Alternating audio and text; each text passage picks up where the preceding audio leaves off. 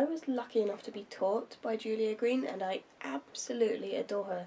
So I'm really, really pleased to be able to share with you a little bit of Julia magic. Well, the first thing to say is it's really, really lovely to be here.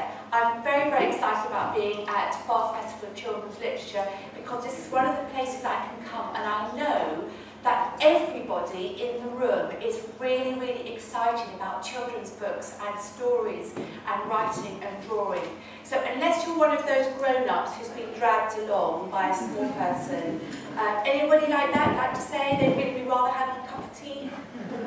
They don't dare, or maybe it's a hand note. So I'm very relieved, it's very, very nice to be among friends. So thank you very much for coming. What I'm going to do today is I'm going to talk a bit about the story behind the story, because there's always a story to tell about how you come to write a story. And I'm really hoping that lots of you in the audience have got a pen in your hands already and some paper on your lap.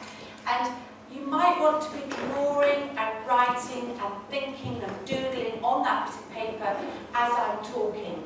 And it's that kind of a thing where if you feel more comfortable sort of slumped in your chair, you can do that. Because of course most of us don't sit upright in a chair when we're going to first write a story. So make yourselves very, very comfortable. If there's any grown-ups who have not got their paper and pen ready, this is for everybody, it's not just for people under the age of 12, I should like to say. So you might like to remember that you also are a very creative person, that we were all born with an amazing, marvellous imagination, and that everybody has got stories in them, and there's lots of little tricks and ways that we can tease that story out of you. Well, I'd like you all to think about yourselves today as being creative people. Who here likes drawing? Grown-ups can answer as well. A lot of grown-ups in this room. I have to say to you that I'm going to be talking entirely to the 8 to 10-year-old person that you once were. So you might need to kind of readjust your mental frame of mind so that you realise that actually you also have all this inside you too. So we like drawing. Who likes writing? Lots of people like writing, fabulous. Who likes reading stories? Almost everybody, I suppose, in the room. Yes, that's a good sign. And who likes listening to stories that somebody else is reading? Because that's one of the nicest things of all, I think, when somebody actually reads or tells you a story. And stories are very, very important to me, and they're also very important within my story, because Tilly, who is the little girl in my story, all through my book, she's writing a story herself. And she's got very creative mum and dad. She's got a mum who draws beautiful pictures, who wants to be an illustrator one day, although she can't be at the moment. And she's got a dad who writes stories for grown-ups, but his stories are a bit boring because they don't have any pictures. So, story is very, very important, and there's always a story behind a story. And it may be that some of the things that I'm saying today are going to spark off stories for each of you today, and you will want to go and write afterwards. Well, most of the books, that I've written so far, that's like my friend Steve has said already, most of the books I write are for people older than children. They're for teenagers and young adults. And that's a wonderful thing to be able to write stories and to have that wonderful opportunity to talk to teenagers about stories. But I've had for a very long time this feeling that I really, really wanted to write a proper children's story for lots and lots of reasons. A story that would be the sort of story that I loved when I was a child, when I would completely go into the world of the story and believe that I actually was living out those things in the story. Do you know what I mean when I'm talking about that? That feeling that you're living through all the events in the story is actually happening. And the stories, well, anybody got that feeling? Do you like that feeling? Yes. Do you have a favourite story? The Hobbit. That's a marvellous story, isn't it? You're in the Hobbit story, so you're one of the hobbits. Yes, that was a really lovely way of reading the story, isn't it? So you you make the pictures up in your head, don't you, as you're reading? Anybody else have a favourite story? Yes? Cry of the Ice Mark. The Cry of the Ice Mark. That's a very exciting and epic adventure story, isn't it? Yeah. And do you imagine you're one of the characters? Yes, you do. So we all know somebody else has got a favourite story. I've got two. Yeah, what are your two? Wonderful. And which is your favourite of the two, or can you not choose? They're both really good, fantastic. So yes, I think it's really, really wonderful when you kind of enter into the world of the story and kind of believe it's all happening. And that's the kind of story I wanted to write. And I didn't really know what this story was going to be, but I think something marvellous happens to us in our minds, that there are sort of ideas for stories milling around all the time, and then one or two ideas start to come together, and you realise that there's a whole story waiting to unfold. And a lot of the things that happen in Tilly's Moonlight Fox are based on things that I have seen or read about or thought about from when I was a very little child. And I put a lot of my favourite things into that story, and I'm going to tell you about some of them. But the place where I actually started writing the story was not in Bath, where I live, at all. It was a long way away. I was in New York, and I was in New York for work reasons.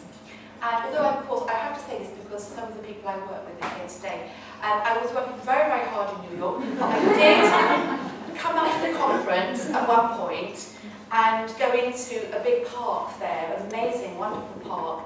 And I had that feeling, I don't know about you, I love living in a city, but I really, really need to have green spaces. Anybody else here like green spaces and seeing trees and the sky? Hey, that's Palm Central Park. It absolutely is. And do you know it? Yeah, there's a zoo there, the Central Park Zoo. Absolutely. And there was an ice rink where people were skating when I went. Have you seen that? No, I haven't seen it. It's an amazing park. But I was sitting there and I was feeling a very long way from home, but I was glad to be in a green space with trees and so on around. And I was sitting near a thing like a merry-go-round, a carousel. Do you know the things I mean? Where there's animals going around and you sit on the animal, children were having rides. There was something very magical about it. I was just sort of watching the families coming in, the children choosing which animal they were going to ride on and paying their money and getting on riding round, and the tune from the merry-go-round. And I think it was almost as if the tune was a very old-fashioned tune that was taking me back into my own childhood. And the story began to come into my head, and I got my notebook out because being a writer, of course, I always have a notebook. You always have a notebook? Yes?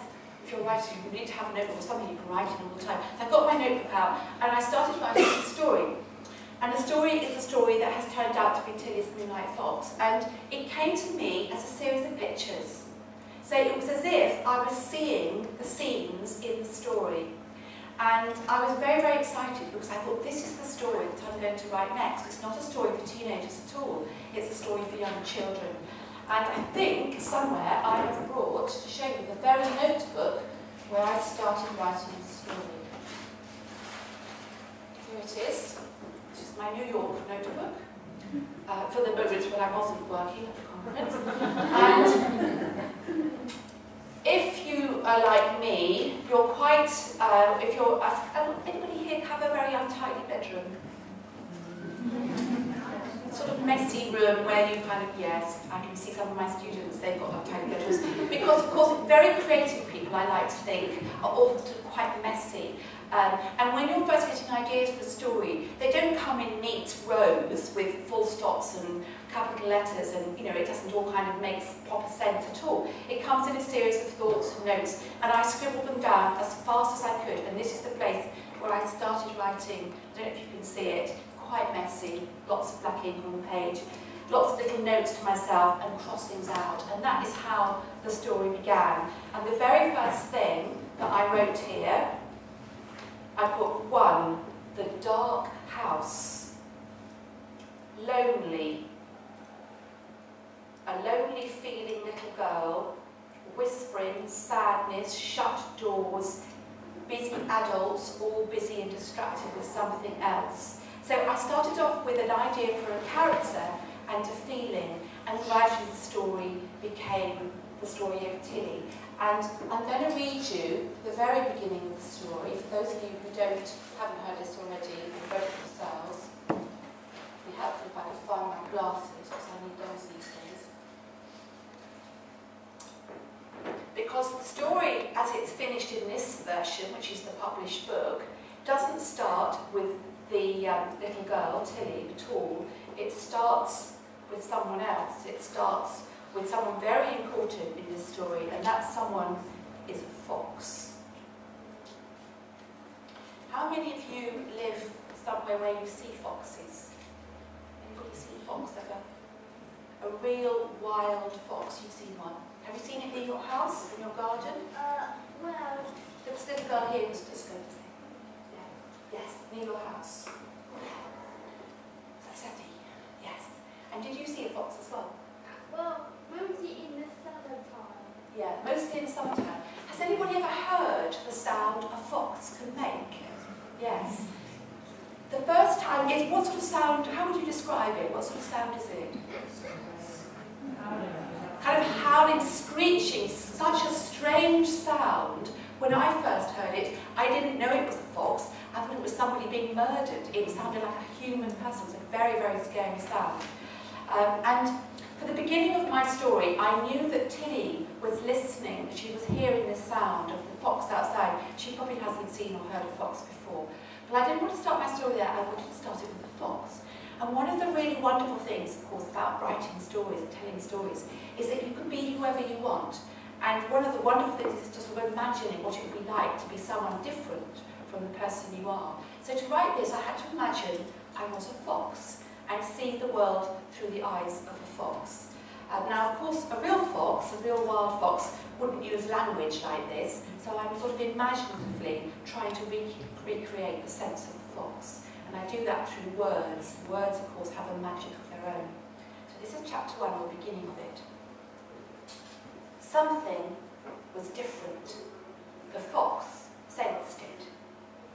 Curled up in its daytime hiding place in a nest of brambles, the fox lifted its head. It pricked up both ears to listen. It heard a car and voices. Next, a big removal lorry drew up on the road outside the house. Someone banged a door at the back as they opened it.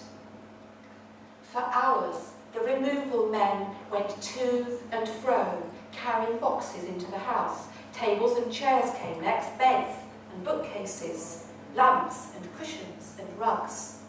A whole houseload of things was carried out of the lorry, up the front path, through the open door into the house. All day, the fox tried to sleep, curled round with the tip of its tail wrapped round its body, but his ears twitched, listening out for danger. As evening came and shadows lengthened across the grass, the lorry drove away. The front door banged shut. At last it was quiet, just the normal sounds of an autumn evening.